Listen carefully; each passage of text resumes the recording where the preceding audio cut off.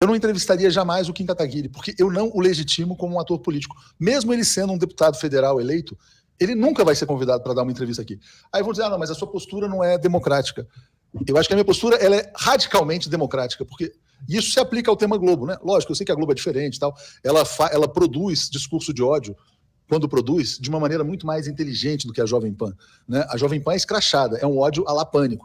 A Globo faz um ódio com Merval, Miriam Leitão, presidente da Academia Brasileira de Letras, né? Não é a mesma coisa. Mas, da mesma maneira como eu não assisto a Globo, eu não legitimo, né, uma figura como esse Kim. E aí você falou, bom, figuras de esquerda aqui, eu acho um erro brutal. Não é porque tem uma cadeira no parlamento que você tem que ir lá e dar palanque, né? Mas, Léo, eu e você, a gente é mais radical no sentido democrático dessa palavra. Então, eu também não assisto mais Rede Globo há muito tempo, eu não leio Folha de São Paulo. Por quê? Primeiro, porque eu não quero. Segundo, porque eu quero uma informação de qualidade. Terceiro, porque assisto outros veículos, acompanho por outros veículos, e a gente acaba sabendo tudo que está acontecendo. Esses grupos não têm o monopólio da informação. Eu entendo a crítica que você está fazendo também, e o que eu sinto no meio disso tudo é que, no caso, voltando à história do Lula, né, que talvez ele dê como você falou, né, o bife aos leões, ele dá esse bife aos leões numa posição em que o leão continua se sentindo muito rei, e esse leão deveria perceber que ele não passa, talvez, de um cachorrinho, de um poodle cujo rabo foi cortado no nascimento. Isso é muito importante, porque é o seguinte, quer dizer, olha, o Globo, você não está no topo da cadeia alimentar, tá? Isso aqui é uma selva democrática agora, ou é uma floresta democrática, para não usar a palavra selva, que é bolsonarista, e agora todos os animais são iguais. Vai ser uma entrevista coletiva, você faz uma pergunta, depois o outro veículo faz uma pergunta e tal, e com um sinal aberto pela EBC. Qual é a lógica? Mas posso te falar uma coisa também que eu suspeito? Eu posso falar o que eu quiser e... Lógico. Eu vou falar uma coisa que talvez, não sei, pode pegar mal, as pessoas podem ficar com raiva de mim, mas eu vou falar assim, eu acho que o Lula também já é um homem que tem tantos assessores, tantas pessoas ao redor dele.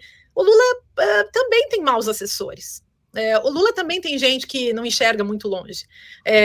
Ou pessoas que às vezes acham que é melhor contemporizar, pode ser até que seja, posso estar errada. Eu acho que se eu fosse o Lula, é óbvio que eu faria diferente. Você certamente também faria. Mas, ao mesmo tempo, eu entendo as suas razões e entendo as razões dos seus assessores, inclusive as dos seus maus assessores.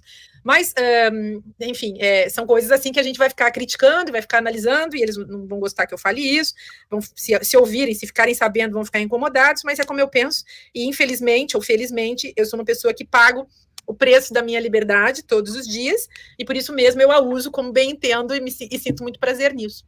Não tenho nada a perder, não devo nada para ninguém. Mas acho isso. Nesse caso, enfim, espero que o Lula e seus assessores melhorem a sua compreensão do todo, espero que eles possam criar esse espaço de comunicação radicalmente democrático com todos os veículos. Como você falou, essa entrevista, essa conversa, esse resumo, essa resenha diária, né, com os veículos, ou semanal, pelo menos, com os veículos, ou isso, né, que eu citei antes, que é dar uma entrevista hoje para a Globo, amanhã para os próximos veículos, todos que estão na fila esperando. Tem muitos jeitos de se fazer isso. E agora, com certeza, as pessoas, Lula e as pessoas que o assessoram, têm que ter plena consciência de que esse governo não é um governo como foi no passado, um governo de aceitação, contemporização e de adulação dos inimigos. O Lula não tem que adular ninguém, não tem que adular a Rede Globo, nem nenhum outro veículo de comunicação, e precisa, aí é a tarefa dele como presidente, ele tem o dever, o ministro da Comunicação, o Paulo Pimenta, que é ministro da SECOM, todos eles têm o dever de fortalecer os meios de comunicação democráticos, alternativos, porque disso depende o combate à desinformação e à democratização da comunicação no Brasil. Você tocou num ponto importante, porque é o seguinte, quer dizer, olha só, e aí, sem puxar, eu nem queria falar de mídia independente, vamos falar de comunicação pública, né? Tem a EBC, podia ser a EBC, mas por que isso? Quer dizer, olha, a Globo patrocinou o golpe de 64, patrocinou o golpe de 2016, patrocinou a prisão do presidente Lula, né? Ou seja, a Globo está por trás da volta da fome no Brasil. Essa é a questão. Quando o Lula toma a decisão de conceder a sua primeira entrevista coletiva à Globo, ele está tomando uma decisão política também. Ele está anistiando. É uma anistia. É uma espécie de perdão, né, de certa maneira. Lógico, são coisas diferentes, não é aquele crime assim tão visível, né? Foi lá e matou uma pessoa. Mas o golpe de Estado matou, né? E quem estava por trás do golpe de Estado? Era um meio de comunicação.